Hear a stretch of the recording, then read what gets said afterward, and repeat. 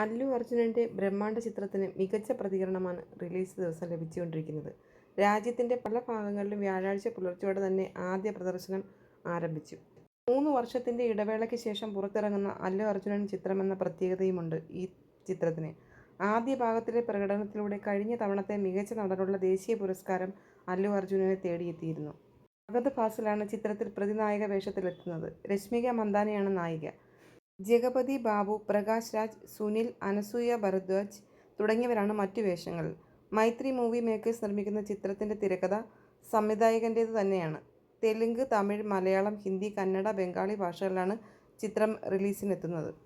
ലോകമെമ്പാടുമായി മുൻകൂർ ബുക്കിംഗിൽ 100 കോടി രൂപ സിനിമ നേടിക്കഴിഞ്ഞു. പുതിയ ബോക്സ് ഓഫീസ് റെക്കോർഡുകൾ സൃഷ്ടിച്ച് ആദ്യ ദിവസം തന്നെ ചിത്രം 250 മുതൽ 275 കോടി നേടുമെന്നാണ് പ്രതീക്ഷിക്കുന്നത്. ക്യാമറയും എഡിറ്റിംഗും ഉൾപ്പെടെ കാഴ്ചക്കാരെ തീരെ മടുപ്പിക്കാത്തതാണ് പുഷ്പ 2-ലെ ദൃശ്യങ്ങൾ. പുഷ്പ 1-ലേതുപോലെയുള്ള ചന്ദനക്കടത്ത് രംഗങ്ങളുണ്ടെങ്കിലും അവയും പരമാവധി വ്യത്യസ്തമാക്കാൻ രചയിതാവും സംവിധായകനുമായ സുകുമാർ ശ്രമിച്ചിട്ടുണ്ട്. പൂർണ്ണമായും അല്ലു അർജുൻ സിനിമയാണ് പുഷ്പയെങ്കിലും പുഷ്പ 2 ദി റൂൾ അഭിനയം കൊണ്ട് അടക്കി വാഴുന്നത് ഫഹദ് ഫാസിലാണ്. പുഷ്പ 1 ദി റൈസിൽ ചെറിയ ഭാഗത്തു വന്നു പ്രേക്ഷക പ്രതീക്ഷ വളർത്തിയ ഫഹദ് രണ്ടാം ഭാഗത്തിൽ അത് കാത്തുവച്ചിട്ടുണ്ട്. തന്റെ മാരകമായ അഭിനയ വെർഷനാണ് ബൻവർ സിംഗ് ഷെഖാവത്ത് എന്ന മൊട്ട പോലീസിലൂടെ ഫഹദ് പുറത്തെടുത്തിരിക്കുന്നത്. പുഷ്പരാജും ഷെഖാവത്തും നേർക്കുനേർ വരുന്ന നിരവധി രംഗങ്ങളിലാണ് പുഷ്പ ദി റൂൾ. എല്ലായിടത്തും ഷെഖാവത്തിന് തോൽവി സംഭവിക്കുമെന്നത് നായക സിനിമയിലെ സ്വാഭാവിക നീതിയാണെങ്കിലും അയാൾ വില്ലനൊന്നുമല്ല. കാഴ്ചക്കാർക്ക് അയാളോട് ദേഷ്യം തോന്നുകയുമില്ല. പകരം അയാൾ ഒരിക്കലെങ്കിലും ജയിക്കണമെന്ന് നമ്മൾക്ക് തോന്നും. അത്രയും മികച്ച ചേഷ്ടകളിലൂടെ ഷെഖാവത്ത് പ്രേക്ഷകരെ തന്റെ ഭാഗത്തേക്ക് അടുപ്പിക്കുന്നുണ്ട്. കള്ളക്കടത്തുകാരനോടൊപ്പം ഫോട്ടോ എടുത്താൽ തന്റെ രാഷ്ട്രീയ ഭാവി അപകടത്തിലാകുമെന്ന് തിരിച്ചറിയുന്ന മുഖ്യമന്ത്രി അത് നയത്തിലൂടെ പരിഹരിക്കുന്നതിന് പകരം പരസ്യമായി പ്രഖ്യാപിച്ചതാണ് എല്ലാ പ്രശ്നങ്ങൾക്കും തുടക്കമിടുന്നത്. മുഖ്യമന്ത്രിയോടൊപ്പം തന്റെ ഭർത്താവ് പുഷ്പയുടെ ഒരു ഫോട്ടോ വീട്ടിലെ സ്വീകരണ മുറിയിൽ വെക്കണമെന്നുള്ളത് ഭാര്യ ശ്രീവല്ലിയുടെ ആഗ്രഹമായിരുന്നു.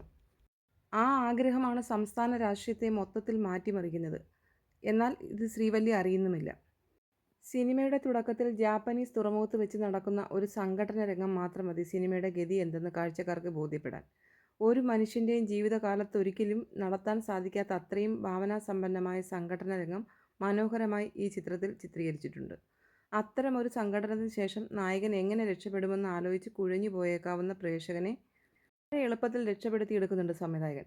നായകനും പ്രേക്ഷകനും തിരക്കഥാകൃത്തും സംവിധായകനും ഒറ്റ ഷോട്ട് മാറ്റത്തിലൂടെ പരസ്പരം രക്ഷപ്പെടുകയും ആശ്വസിക്കുകയും ചെയ്യും. സിനിമയിലെ എല്ലാ സംഘടന രംഗങ്ങളും ഇത്തരത്തിൽ വ്യത്യസ്തമാണ്, കാണാൻ മികവുള്ളതുമാണ്. അല്ലു അർജുൻ ആരാധകർക്ക് സീറ്റിലിരുന്ന് ഈ സംഘടനകളൊന്നും കണ്ടു തീർക്കാൻ കഴിഞ്ഞെന്ന് വരില്ല. അവരെന്തായാലും ഇരുന്ന സീറ്റിൽ നിന്നും ഉയർന്നും താഴ്ന്നും.